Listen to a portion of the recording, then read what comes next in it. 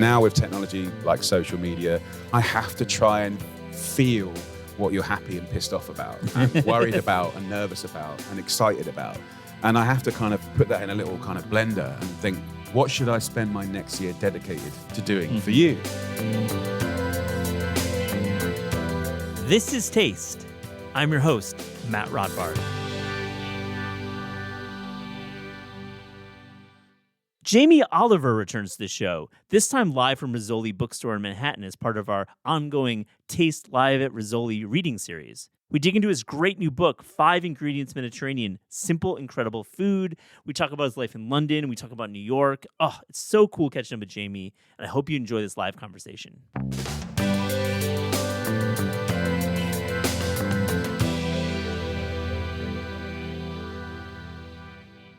Okay, hi everyone. Welcome to Rizzoli Bookstore and welcome to Taste Live at Rizzoli. We're so glad to have you all here tonight for Jamie Oliver, our special guest, recorded live for the podcast This is Taste. And we're especially glad to have him here to launch his newest cookbook, 5 Ingredients Mediterranean.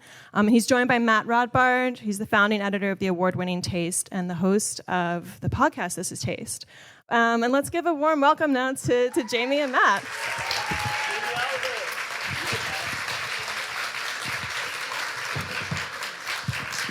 Hey guys. For the podcast, we're going to do this again on April 23rd, a book called Korea World, which I wrote with Dookie Hong, as we're going to be talking with Eric Kim. So thank you for the applause, my wife. How are you, buddy? Very good to be here. I feel slightly guilty that all these good people have given up their night to come and see us talk. We better deliver. I think there'll be some delivery. We had dinner last night. We went over some things. Okay, the first question, the most important question I'm going to ask you today is, have you seen Saltburn? Oh my... Yes, it's such a weird film. Okay, when I nearly turned it off 3 times, but I managed to get to the naked dance at the end. Oh, spoiler. Oh, shit. Okay. Yeah. Spoiler. Well, it depends what you're into. Did you like that early 2000s, like the time that they were setting it in? Because that's like an important time for you. I feel like that, Naked Chef was just popping at. Was it set in that time? I didn't pick up on that nuance.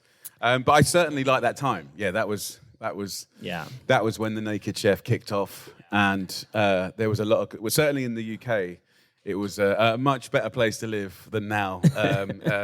We'll get into that. It was a good time. There was a lot of good stuff going on at that So, period. Jamie, we're going to talk about 5 Ingredients Mediterranean, your new book, which is terrific and is like to the top of Amazon, and you can buy it. You've already bought it here. But let's first talk about London. I got a chance to visit your office and studio in North London.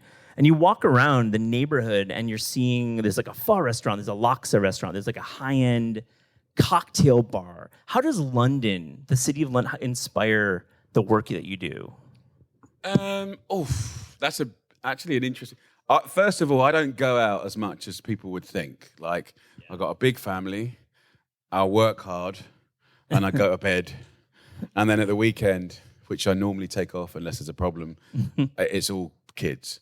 So everyone thinks I'm out in restaurants and cocktail bars on a regular basis, and I'm working. Yeah. If anything, I'm cooking. Yeah. But it is a city full of many great restaurants and quite a good edgy vibe. And certainly where we are in East London, which is one of the rougher parts of London, if I'm being sort of broad strokes. When I say rougher, I mean like North London and West London's posh. Yeah. But they don't have that many great restaurants. In East London, it's full of incredible restaurants and delis and coffee bars and bakeries and it's literally it's riddled with it. And I think what that is like if the rent's a bit cheaper and you're a talented person and you get a cheaper like rent deal, then you can just express yourself. And I love it. And it's that energy of young people, 25 to 35-year-olds, like they've got technical ability, they've got the nerve to go for it.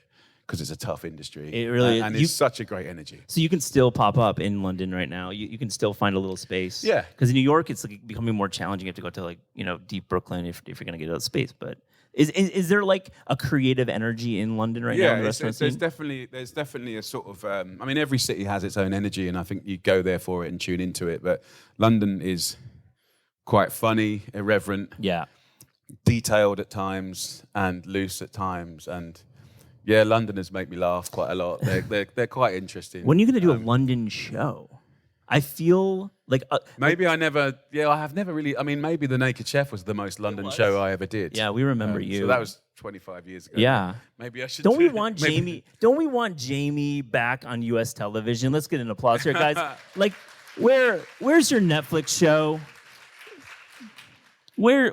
Netflix are not really that interested in me. Boo. Yeah, and nor is Amazon either. Yeah, But boo again. we're still sort of we do fast channel stuff now, which is amazing. where a lot of the eyeballs are going, and traditional broadcast, and yeah, I know. yeah, it's definitely, it was always complicated getting into the US because of the way it's structured, but yeah, I mean, I remember launching Food Network back in the day. They were the days. Back into the Chelsea offices. Yeah, I remember the first time I came to the States. Okay, so when you came to New York for the first time and you were like doing the Food Network meetings, was it like a nice office or was it like really scrappy? Fairly scrappy. Yeah. Fairly scrappy, but they were like, it was like a new cable channel. They had budget, like, The Naked Chef. But they loved that, and it was, I think it was like me, Emeril Lagasse, and Bobby Flay. That was the only names you'd probably recognize compared to now. And it was a good energy, and like cable was new in those days. No, definitely. So it was nice to be a part of that, and it was fun, really good fun. But back to the fast TV, like I turn on my Samsung and I'm watching you. It's like really, it truly is. Are you gaining? Yeah, if you got a Samsung TV, you get me for free. My guy, like, so you get a channel. Can you all please upgrade your TVs? The Sam. And like we can continue this night together. Like you just got me. I got my own channel. It's just relentless. No, you literally have your relentless Jamie. I'm just always there, 24/7. I mean, it's like it's good TV for my wife. Big old Samsung TV in the front room. Yeah, are you doing 72? I can program it so when you turn it on, I come on, and it's like my wife is just like. Seriously? Like, have you gone into a friend's house and programmed it so you go on for the first time? I do it every time. Of course, it's like, hi. All right, I want to talk about the way that you set up your office in East London. You have this really unique. It kind of like, I'm gonna say Warhol Factory. We're in like a art bookstore. It's kind of has that vibe. Meaning, there's like all sorts of creatives around. You're doing cookware, you're doing television, you're doing cookbooks, you're doing advocacy. And let me just for our audience and the podcast, I want to get a sense of how do you think about your work and your business when you've got everyone in this kind of factory, literally. It's hard to explain. We're a very unusual business. I agree in the best way possible. And we like to express sort of the passion and creativity in food in lots of ways. I think because like when I started 25 years ago, I was a bit more like edgy and like a bit, I guess, cooler and a bit more niche. But then you sort of earn your stripes into being mainstream. And then when you become mainstream, that's like a weird, what does that mean? It's a bit like pop music or like, But I think I really believe in like, you got to ride the wave and then just go on your own personal journey, but also if you can, it's a really weird thing to explain. If you can connect with an audience, and mine's a global audience, we were broadcasting to 120 countries like pretty quick. With that comes responsibility. Yeah. And then if you're to be relevant the next year, and to be very frank about everything you've seen, like I haven't got many contracts that are beyond a year. Yeah. Like I can get fired pretty quick. Like, you mean this is not your choice? No, everyone. Oh, it's Jamie. I've really. Like, I can get fired really quick across most stuff that I do. So staying relevant is a, and being an author, connecting with people, book buyers, earning your sale. Yeah. It's not easy. No. Publishing is not easy, but the whole game is not easy. So and this is not me trying to sound worthy or anything. Like, I have to be in service to the public, and that includes every one of you in here. Yeah. Like now with technology, which is obviously old technology now, but like social media, comments, and like the ability to broadcast and listen is you have to listen, and I have to try and feel what you're happy and pissed off about, and worried about, and nervous about, and excited about, and I have to kind of put that in a little kind of blender and think, what should I spend my next year dedicated to doing for you? And I'm not saying I get it individually right for you every year, but I kind of have to roughly in the right area. And if I go and I have done this, if you go 2 years too late or 2 years too early, you don't get the way. What's worse, early or late? Early is really frustrating because if I put a load of time and money into something that's bloody important and brilliant and like has this capacity to sort of celebrate food in this incredible way, and you're too early and it's just dead. And you're like, oh, that hurt. Yeah, and then 2 years later, like some schmucks do it that don't really care about it in the same way. Like it might be a bigger corporation or like, so the bigger corporations are always and very good and robust at sniffing around the good stuff. Yeah. And before you know it, and this is probably technology, and specifically, like you're very early to the internet. You were very early on social media. You're probably doing things that, We were early on a lot of stuff, but people often look at us as being really good and professional, but like we're genuinely baffled about the whole thing. So if you're baffled in, this idea that you're like we're just, it's a kind of, the normal is being dizzy and I guess the trick is to keep listening and then reacting and trying to use your craft or your ability to connect with people and amplify that across the world and 140 try and countries. and I think in like, it's crazy when you say that. We all go about our life life's busy, it's challenging. Every one of us has got stuff thrown at us for better and for worse all the time, and food somehow has to fit into that. So the question is how.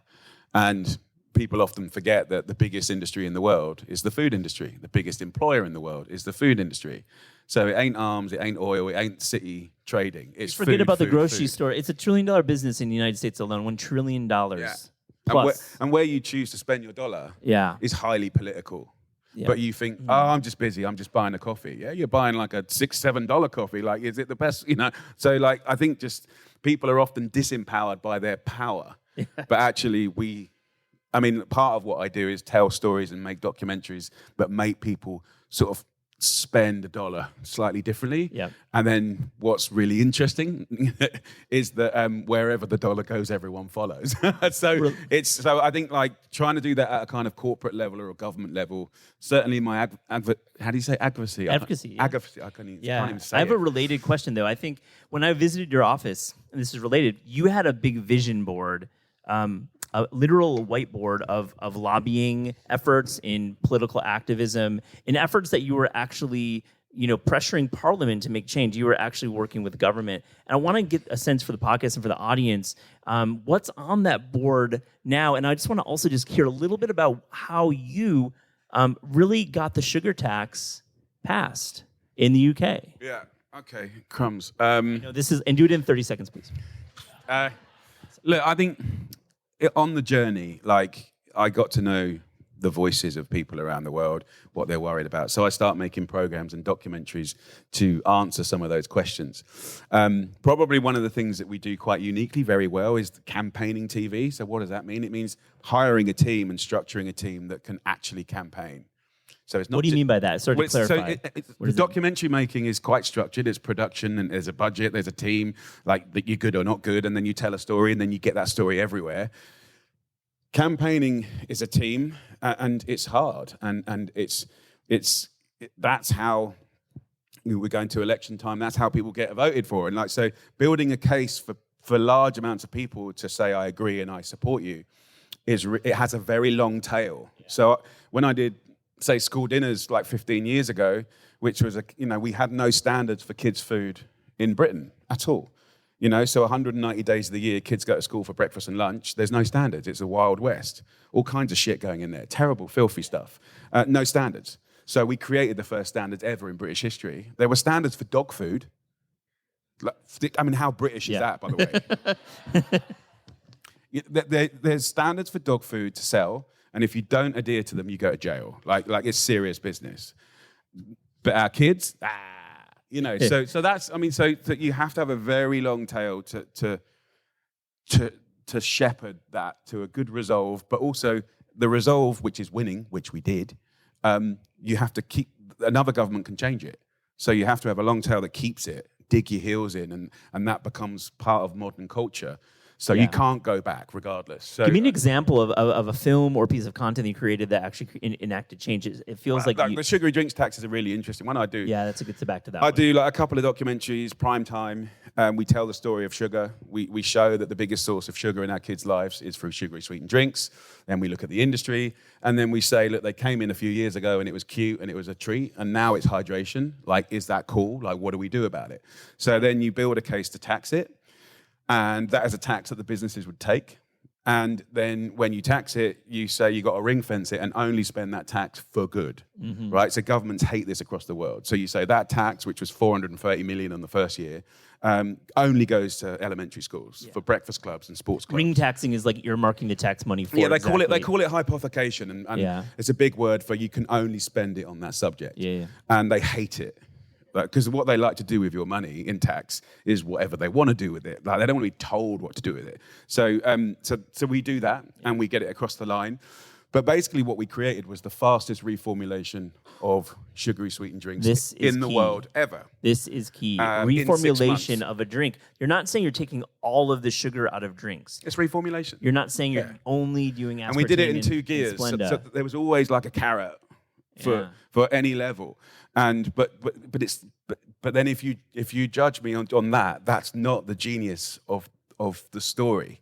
The genius of the story is that when authority creates rules, right? You wouldn't want to watch a sports game without rules, right? It'd just be a fight on the pitch. So you have to, like, this idea that you can't be a nanny state is wrong. Like nannies are really important, and rules are really important, and they're the things that keep your planes in the air and the seatbelts doing their jobs, and the geezer that drives your kids to school, like, trained extra than you to take 100 kids, you know, like. So the genius of it is that when you create these rules, they invest in R&D departments, and then they invest in new products, and then they give you more choice. And then what you see, what happened in Britain, is in the first year, we took the tax, we reformulated it, genius, and then they created more milk, more water, more fruit products. And then in your vending machine, you had more choice. The companies that were making the sodas decided to pivot to healthier foods. So what's interesting is the CEOs and the marketing companies and the sort of dark side of those businesses will see me as an enemy, right? So let's just look at that for a second. It's so fascinating. Yeah. So I grew their business. They took more money. They made more profit. The senior management got bigger bonuses because of me. And I'm the enemy. What you get is a more reformulated product. Nothing's taken away. You can still get your Coke Red, right? So no one's taken nothing away. You've still got what you want, but you get a better version of all the other stuff. Plus you get more choice. Yeah. So when you're working a shift, doing a night shift in a call center in God knows where, and it's 3 a.m, like, it ain't just the same stuff. You've got choice. So for me, I'm pro-choice. Rarely do we ever try and take anything away unless it's harmful to you. And weirdly, governments are really bad at taking harmful stuff away. We tried it. Bloomberg tried to hear about it 12 years ago, it felt, but he was trying to take it away. No, Bloomberg, there's a classic story. We worked very closely with him. Like, he was 2.5 years too early.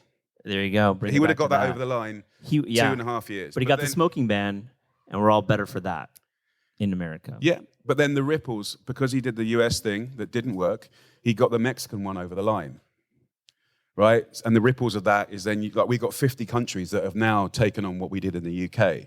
So I think it's a really fascinating lesson to life. Like, certainly in the press, you're always judged in a very binary way. Like, yes, no, white, well, the black, British press on, is probably off. the most. Yeah, I mean, for sure. But that's just simpleton way of looking at anything. Yeah. Like, the ripples. Well, you know what? The ripples are always like the juicy, interesting, nuanced bit. Like, you do an action and then there's a reaction, but look beyond the obvious. Look beyond the pillar, and that's where the good stuff is. That, my friends, that was the vegetable portion of this interview. Like, we're doing heavy vegetables there. Are we talking about metaphors for a balanced meal? Metaphors. We're getting into metaphors. So let's actually get into a little bit of, like, the good, the fried stuff. Let's get into talking about cooking. I want to hear about this book, 5 Ingredients Mediterranean. How do you think about this challenge? Because in the book, and it's very beautiful the way you've done it, you show the 5 ingredients, and you're like, this is a great dish, and there's repeat. How do you, like, is simplicity?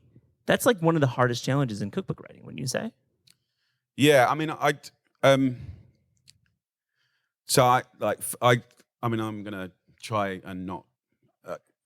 So, for context, I'm probably the best-selling cookery author in the world, and I'm not saying that to like that'll sound arrogant and not humble, which is I'm not. 45 million books? Heading towards 50. Heading to it's, so 50 million books have been sold. But like I don't want to just come with me on this. Right? let's get together. Come with me. Like I was also a really thick kid at school, so I was dyslexic, in special needs, utter failure.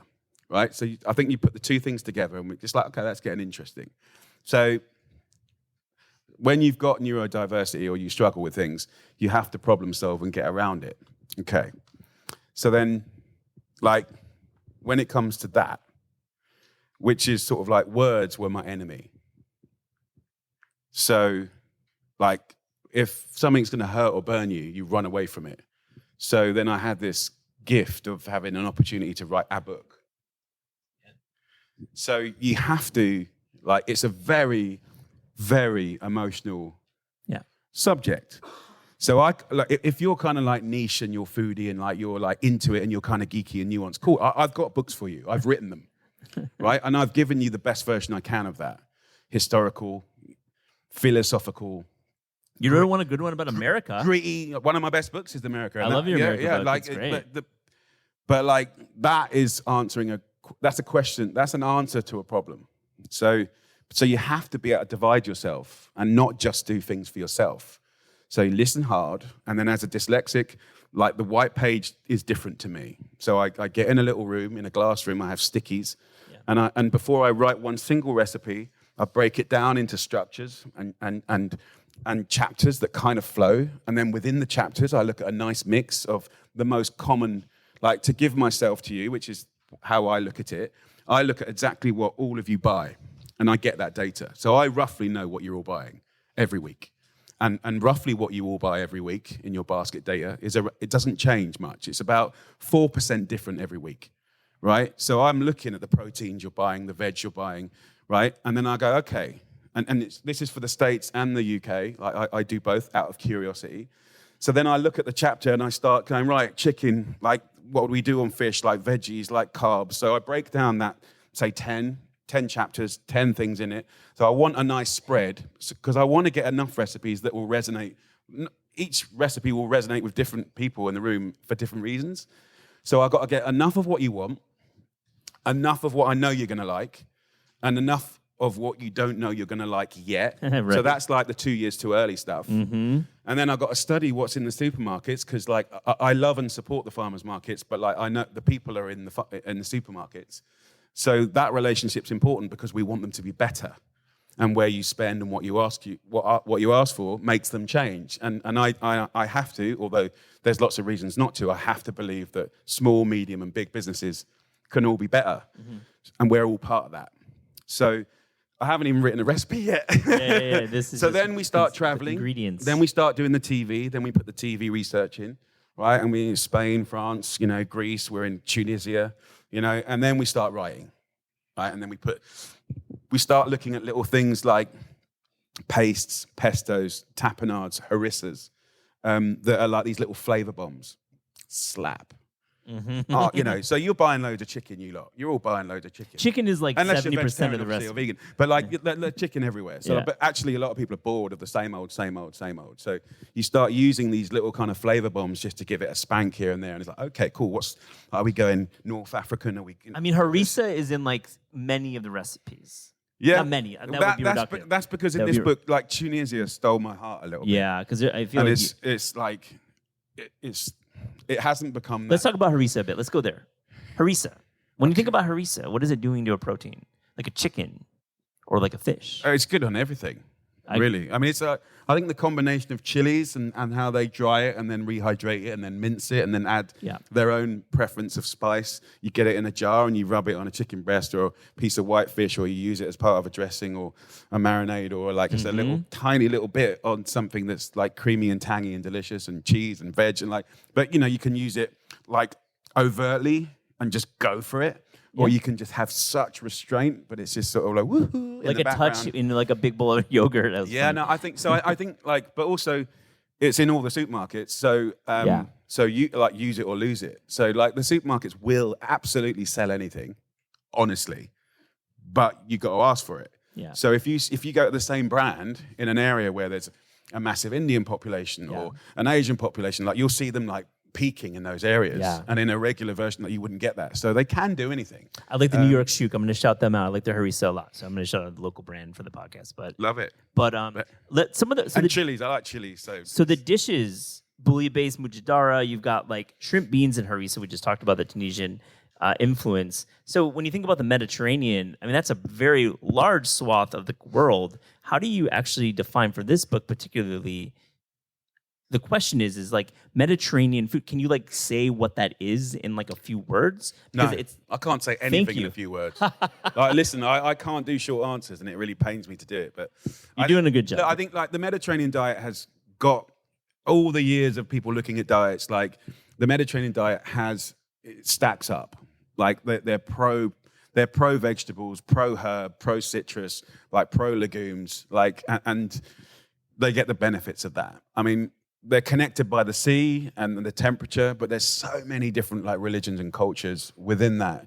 28 countries, give or take. I mean, depending on how you want to look at it, but like the olive oil is obviously a common denominator, the citrus, the herbs, but there is a simplicity there that's so beautiful. But I think also as a Brit, and I think probably you would admit as an American, it's sort of like as a writer and as a program maker, like we were still kind of post-COVID, and we wanted a little bit of sunshine in people's lives. So when you wanted to go on holiday to to Naples, right? Yeah, and feel that energy. Yeah. And then when you restrict it to 5 ingredients, which is kind of code, like so it's like nothing's by luck really. Like 5 ingredients is cute for lots of reasons. Like it kind of like worked. I got 5, 5. But essentially everyone hates at the moment the idea of long shopping lists. Yeah. And at this moment in time, people have never cooked less than now. So the people in this room are part of.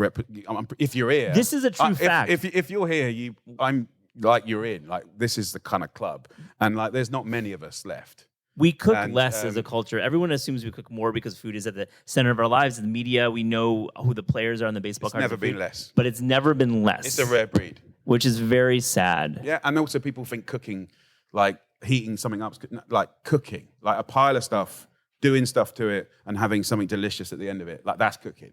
So I think, this is kind of code or a version or an expression of code to try and get you.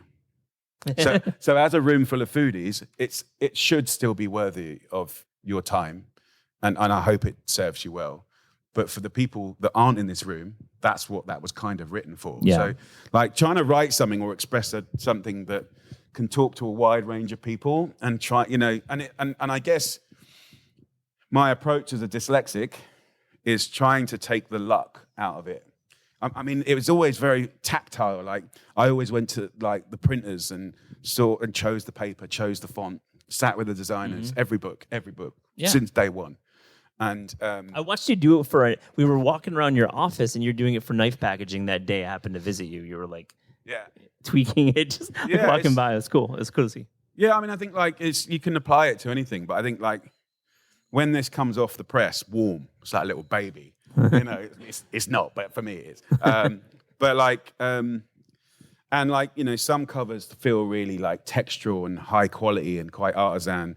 And I've had a few of those. That's nice. And then some like this was more about being wiped clean and a little bit like no nonsense. And if you look at the page, I was fighting for white space. Yeah. I didn't want to baffle you with heart and soul and philosophy. That ain't this book. Business, crack on. Yeah. You're all busy. Crack on. Get to the recipes. Get amongst it. You've had a hard day. Get to the recipes. So I think that's what I was sort of saying. It is for me it feels. Yeah, it's a point of view. It's a statement. I'd like to talk about Italy a little bit because I think it's at the soul of all of your cooking. Yeah. If you watched Naked Chef in '99, when did you start? '99. Yeah, whatever. I mean, it's such a long time ago. So when you started it, everyone assumed he's a British guy doing British food, whatever. But no, like your soul is in Italy. And I want to get for the podcast and for this audience tell us, like, why did you fall in love with Italy so hard? Was there a moment in your culinary career where you're like, this is where I want to be rooted? I think I kind of go back. I'm not doing it for it. Like, as a dyslexic kid, like I had to find another way to get around stuff. And for me, like even when you're trained in cooking, it's still very classically French regimental, which I love and adore and I respect. But for that kid and for this grown man, like there was something in the Italian spirit and actually the Mediterranean spirit, but for me it was through Italy, that was driven by mothers, nonnas, which was driven by appropriation of the dish, right? Like dishes that were fit for purpose, that used up gluts, or like a few extra people turn up, so how do you stretch it? Like there was like this common sense with the food that was so joyful, so delicious, so humble yet glamorous. Mm-hmm. And then the Italians, like, they're not bitchy about it. They're not. Like, you can try and cook some stuff, and if you don't do it right, you get a slap. And then, like, physically, verbally, through the press, like, the Italians are just cool. Yeah. Oh, you mean like, you're referring to, like, the French previously in that statement, correct? No, I wasn't actually. But I'm sure they don't. For me, the Italian vibe had a freedom that spoke to me. And then then I worked in lots of Italian kitchens and with Italians, and it then just became a little filter that is deep inside me now.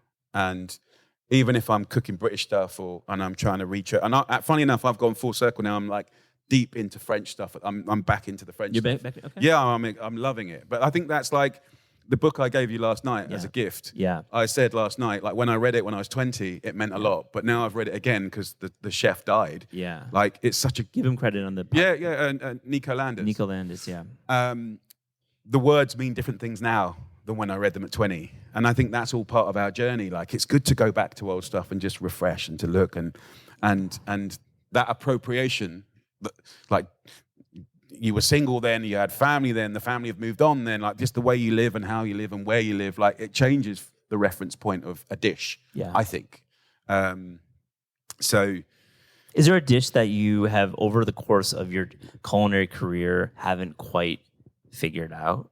Is there like a technique or a dish that you had it once in Emilia-Romagna or, wherever, and you have been trying to achieve?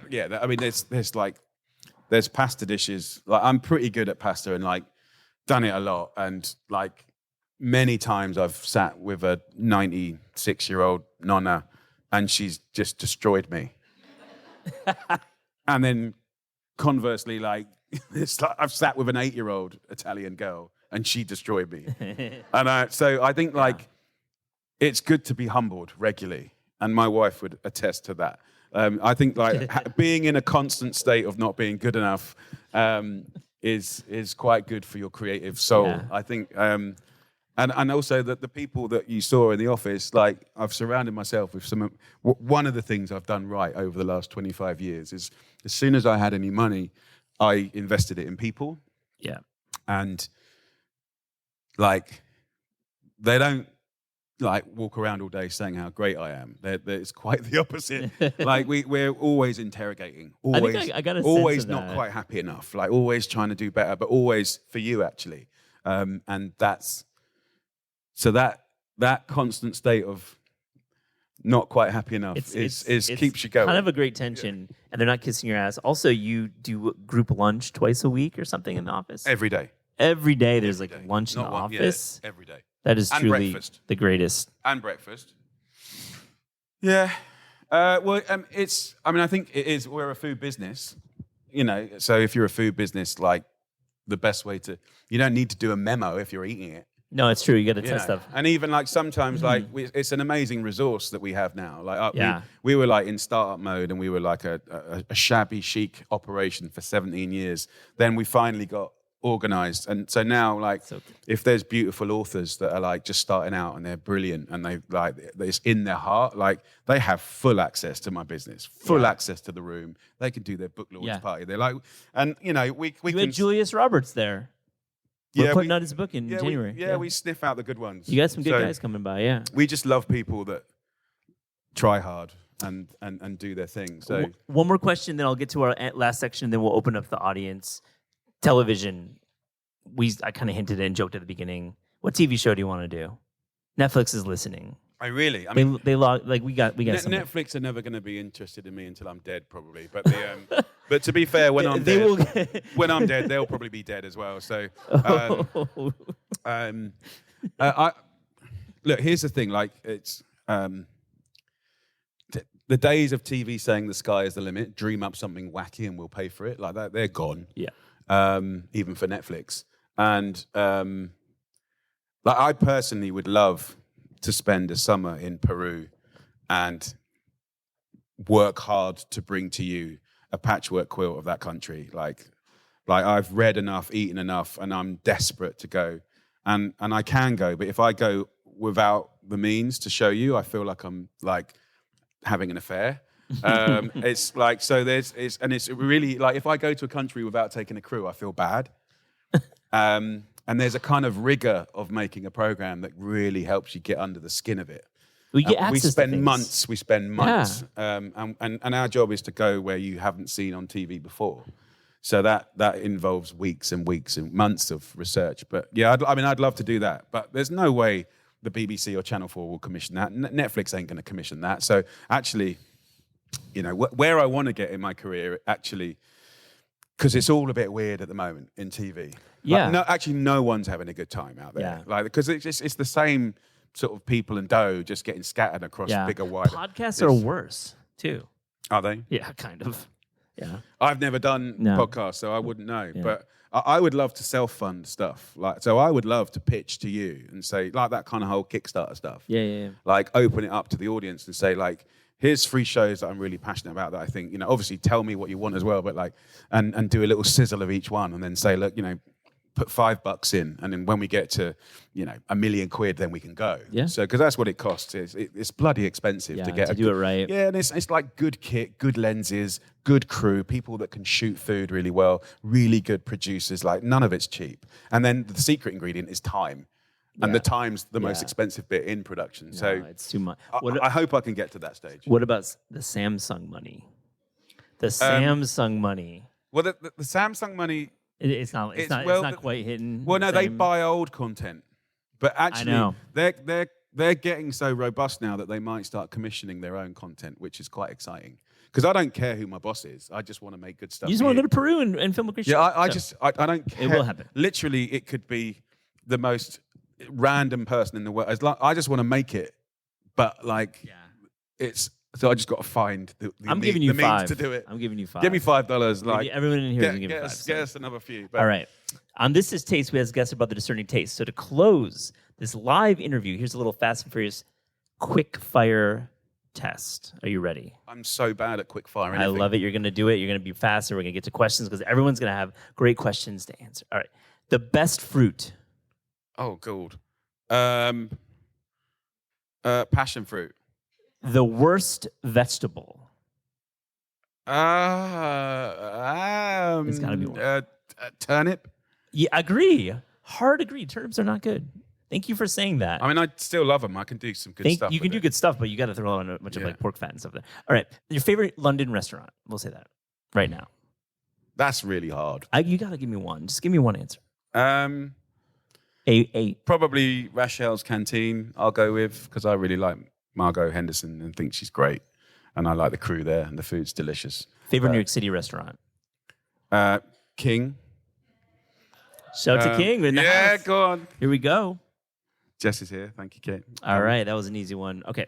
Your favorite recent... That was a sincere answer, by the way. No, I think you mentioned it yesterday. Yeah, it's not because she's there. Gonna fact check this. Yeah. You said it yesterday. That was one of your favorites. No, so it's actually genuinely sincere. It's a great restaurant. All right. So, favorite cookbook of all time?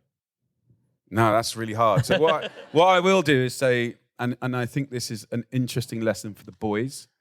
I believe the best writing comes from the feminine, and the people that have changed my life have generally been women or very camp men. Alice Waters, Marcella Hussain, Patricia Wells, Rose Gray, Ruth Rogers, Stephanie Alexander, is the tip of the iceberg. But like anything by those dudes is like great, heartfelt, emotional, thoughtful, sensitive. And that is something that the fellas, often great chefs, specifically men, are a bit baffled by the connecting on the words. So I think like read what those ladies are doing. I love that answer. And that, yeah, I think, and it's not like a weird game. It's not, but I think when you're writing menus, like if you just go on Giza, Kraft, and testosterone, it's going to bode badly, you know. And you can read it on a menu straight away. Yeah, you can definitely. So Alice writes the best menus. yeah, Alice Waters. Did I say that in my You list? sure did. Yeah. First one. Do you hang out with Ruthie Rogers a bit? Do you guys see each other? Yeah, I love her with a lot of passion. She's amazing, amazing human. Ruthie Rogers from the River Cafe. Check out the book here. You should pick up the River Cafe cookbook. Yeah, I mean, so they were game changers back in the day. Like, they reimagined what cookbooks should look like. Yeah. And a sense of design. And obviously her husband was Sir Richard Rogers, who did the Pompidou Centre and all those. Last one, your favorite sandwich. Oh, that's really hard. I love sandwiches so much. I mean, yeah. But I also like the tension between really artisan fillings and then putting really cheap crisps in them. I think you call them chips, right? We like to, but I'll take crisps. I like it when it's like naughty but nice, like posh but filthy. But I think like, you know, when I was in Louisiana, that they were like knocking out these muffalatas. I don't know if you've ever had one. Yeah. But that stole my heart. Yeah, go on, girl. Yeah, clap right there for but just Central amazing Grocery. smoked Let's go there. hams and like delicious cheeses. Tampanade, though. And like they do this kind of their version of a piccalilli, which is just like all these pickles. And I love pickles so much. Life without pickles is like not worth living. I'd give up. If there were no pickles in the world, I'd give up tomorrow. If there was no herbs in the world, I'd give up tomorrow. But yeah. The muffalata is the answer. Okay, we're going to open it to questions in the audience. Oh, this is always the good bit. I love it. Who? Anything you like, guys. I will not hold back. First, yeah, right there, yeah. Oh, thank you. Hi, it's great to see you. Nice to see you. It's the second time I've been to one of your book signings, so I'm really excited. Thank you. I was wondering, I always adapt the recipes, but I have a bunch of food allergies and intolerances, and I was wondering if maybe in the future you'd consider doing a book that is like naturally allergen-free, so not kind of doing the substitutes, but doing it's gluten-free just because it is, not because you had to make it, or dairy-free just because, and things like that. Yeah. Just something. No, I think different. it's a really interesting thing. Like the beautiful thing about a book is text. It feels different than a screen, but also when you're answering a certain question. So every one of you might, so for years I had people saying, I want a vegetarian book for like 20 years. And I'm like writing back going, look, 65% of everything I ever written has been veggie. And like, I want my book. So, and I get it. And I get asked to do stuff for, I'm working on a project behind the scenes at the moment for cancer and diet and food. And so it's all kind of going into journeys of like the nuance. So I do the kind of the big hitting books, but I think the future should be and must be about the nuance and individualized stuff. So the good news is I've written 7,000 recipes in 25 years. I've got them all logged. I've got nutritionals for all of them. I've got them all like shot and it's all mine. So the clever bit will be like, how do I package that for the nuance? So there's two ways of doing it. One is on a screen, super easy, and we'll be getting on that soon-ish. And the other way is that you can kind of build your own book and then have a beautiful machine make it for you and bind it for you. And actually, it will cost a bit more, I'm sure. I haven't done the numbers yet, but it's probably, say, twice the price. But it will arrive just there for you. So I think that, it's like a bit like the Nike IDs, like when you buy a pair of shoes and you can put happy, Johnny on the back and it's like cute. And it's like individualized product, I think, is the answer. And a few years ago, I did a book called Superfood. And I didn't want to be that guy that quoted stuff and was talking shite. So I went back to school, and it was like I gave up Fridays to study nutrition and get a degree in nutrition. And it was one of the best things I ever did. Completely changed my life, completely changed the structure of my business, actually. So nutrition is fundamentally at the heart of my business, which sounds like a random one-liner, but it's entrenched. So, I think we're definitely going to go into that area. That's a long answer for a simple question. I'm Yeah. so sorry. I told you I'm not good at short No, answers. this is Thank you for getting me to think about cooking. I don't do that much, and I always thought if there was a cookbook out there that had just 5 ingredients, maybe I'd learn to cook, and voila. So thank you, and thank you to Meg for introducing me to the book. The question is, the pictures are so tantalizing. How is it that you are able to figure out the magic 5? It's not more, it's not less. It's 5 ingredients that somehow are destined to make these incredible results. Obviously, by giving you a clarity on the front of the book, sort of doing what it says on the front of the tin, vibes. It's 5 ingredients Mediterranean, right? So I have to restrain, and as a concept in cooking, restraint is the secret ingredient. It's tricky. It's so easy to put another thing in. So because I'm trying to sell a dream on simplicity, which is really important, especially now, I have to restrain, which comes naturally to many cultures, but you can always put another thing in. So I think you start to think about marriages and, let's say, best friends, and certainly there's many concepts of best friends. Some of it's subjective and some of it is just non-negotiable. I mean, there's just certain things that work together. So if you look in the shop here, there's probably a book called The Thesaurus of Flavor. Flavor Bible? What? The Flavor Bible? Yeah. Yeah. So that's kind of interesting. And then you can add your own to that. And it's sort of things just, what is chili best friends with? So it can be as, from chocolate all the way through citrus, through to... What grows together goes mint, together? What grows together goes together? Do you follow that? Yeah, I mean, often. Yeah.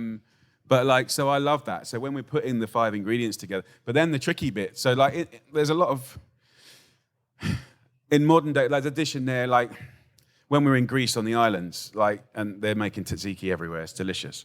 If you go to any supermarket, you can buy tzatziki. So for me, that's almost 6 or 7 ingredients in one product that you buy. So that's like cheating, right? So we're allowed to cheat because that's how you live, right? So when I'm out there with the Greeks and I'm like, dudes, do you use tzatziki as a marinade? No, never. There's dips and this and that and the other, but never marinade. I'm like, it's funny, the other day I was studying marinades and it's 3 gears and it's sort of citrus and vinegar, gentle, takes time. And obviously the concept of a marinade is to flavor and to tenderize.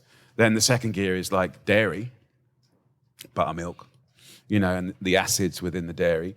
And then the most powerful is fruit, pineapple and kiwi and papaya and all that sort of stuff. And that'll turn tough meat into mush in 24 hours, right? So, and I'm like, I wonder what it'd be like marinating chicken into lemon, mint, garlic, olive oil, salt, pepper, dairy, and he was saying, well, we don't do it. And I'm like, I'm going to do it. I'm going to do it. And then when you roast it or grill it, it's incredible. So it's you want to have respect and authenticity, but also some things are so deeply cultural that it takes a foreigner to come in and sort of go, that's kind of a marinade. Let's have a go. Oh, it's delicious.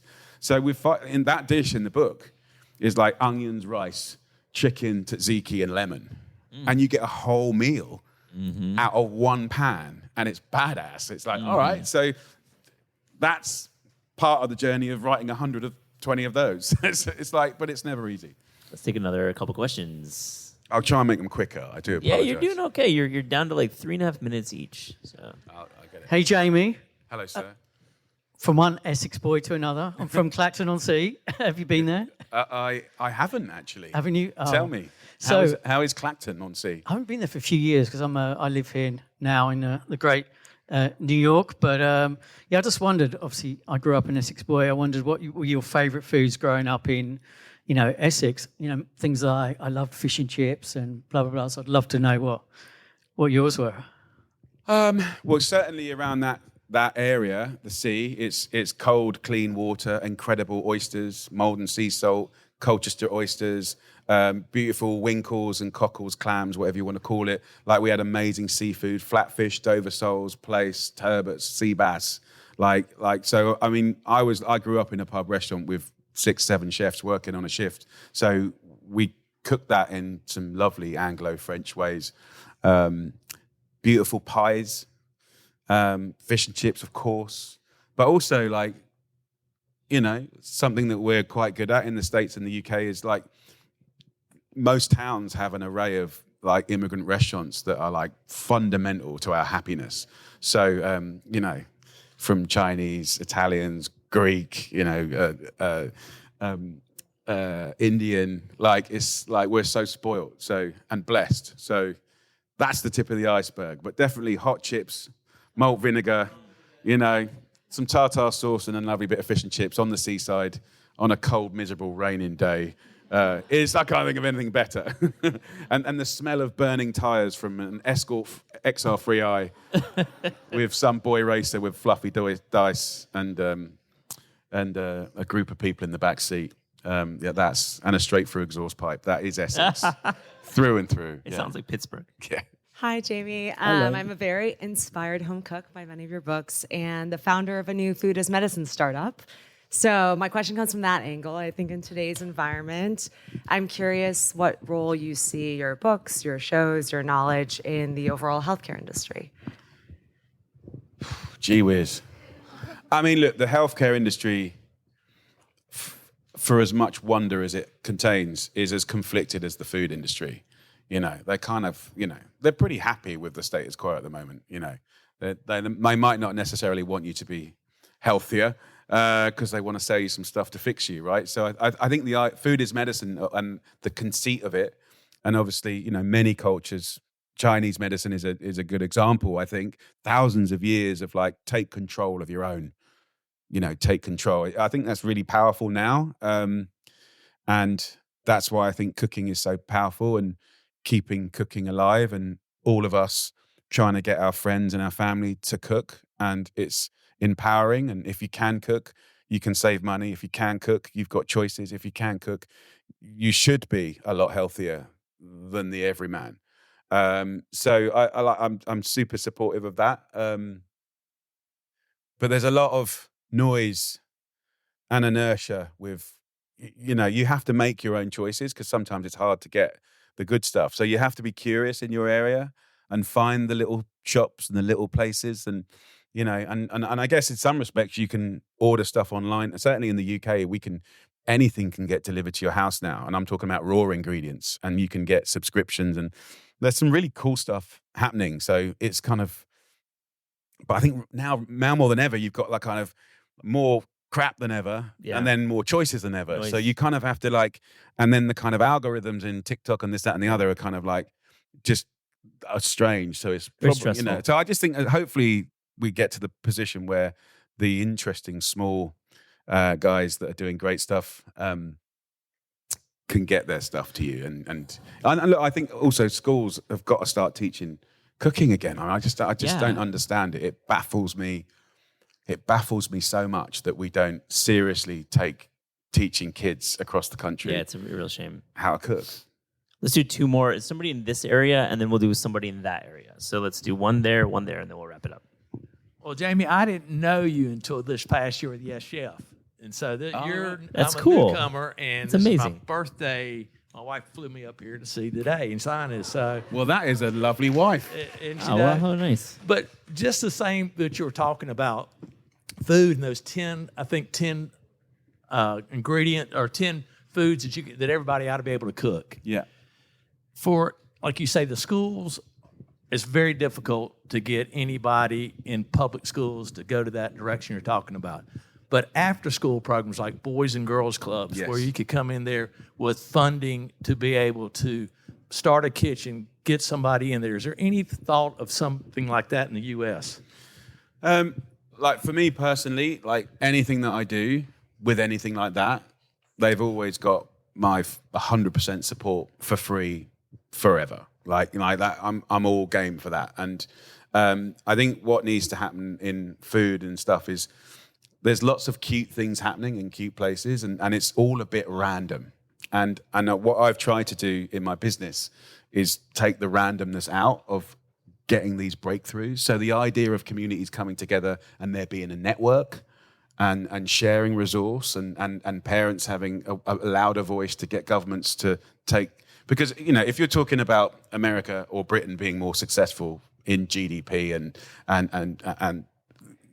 the money that's created in this country, like feeding the kids right makes complete sense.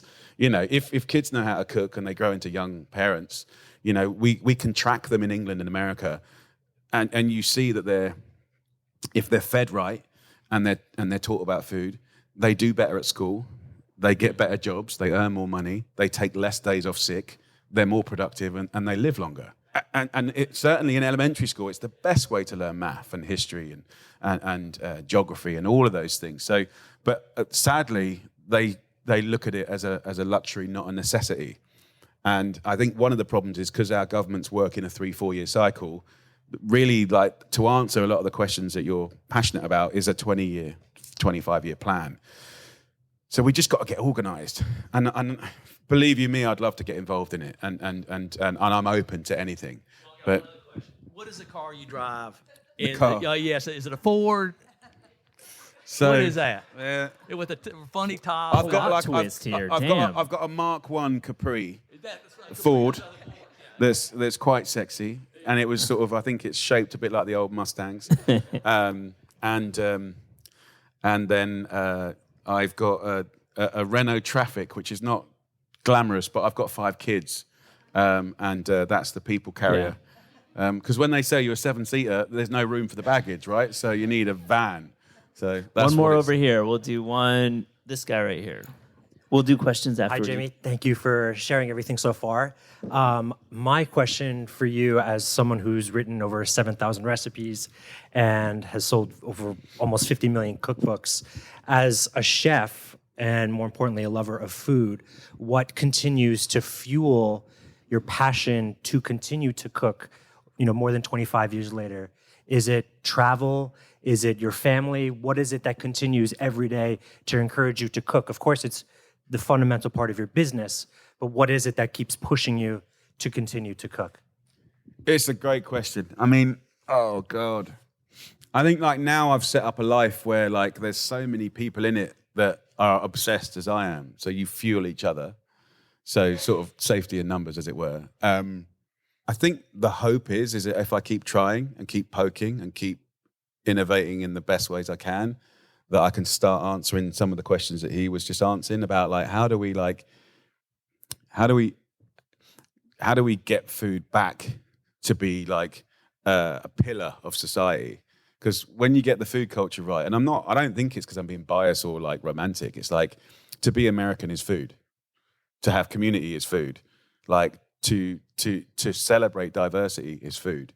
And I've seen it play out in so many ways. So I think I'm going to go hard for as long as I can, hoping that one day, I know the argument is it's always down to the individual, the whole argument about individual choice, but that's a tricky one. I mean, it's a really easy one-liner because talking about individual choice makes you feel empowered. But actually, like, we do invest in institutions and powers that be that are gifted with the power, resource, and science to look objectively, galactically at your town, at your street, at your country, and look at patterns that are really deadly and patterns that are not pro-happiness or pro-health or pro-productivity.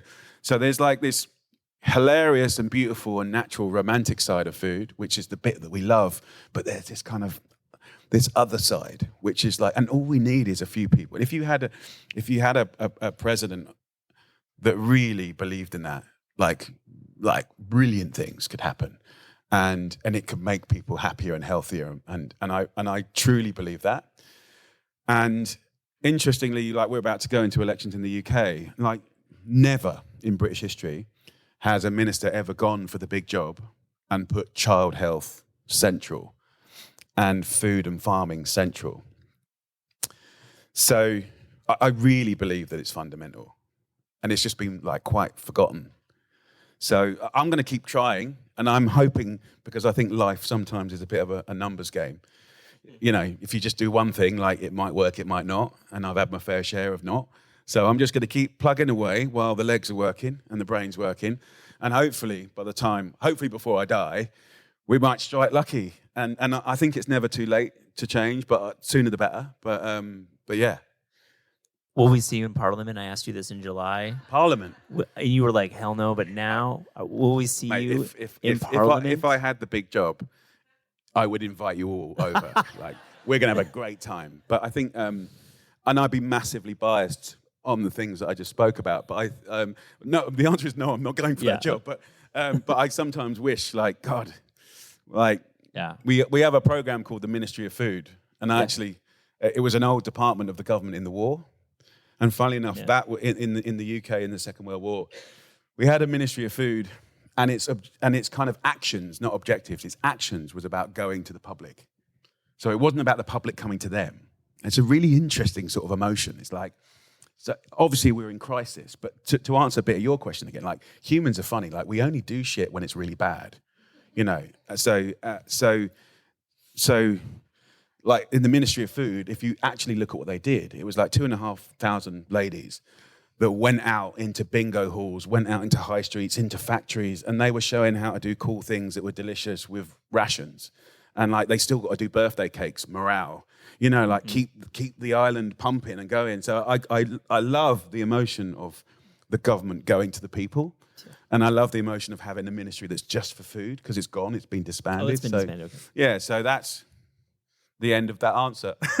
Well, Jamie, you are an inspiration. Let's give him a round of applause. You really are one of my favorite people in food, and you really are. Keep please doing it. Thank you. I know you're all busy people, so I'm really sincerely grateful that you took the time to come and see me. 25 years of publishing in this beautiful country. And honestly, when we do these events, I do worry that no one's going to turn up. I can't help it. But it's so nice to see a full room and smiling faces. And thank you very much. And I wish you a really great 2024. Well, thank you, Christina Rizzoli. Thank you, Pat Stango, our producer, for the show. And thank you for coming. We'll see you in the spring. Appreciate it.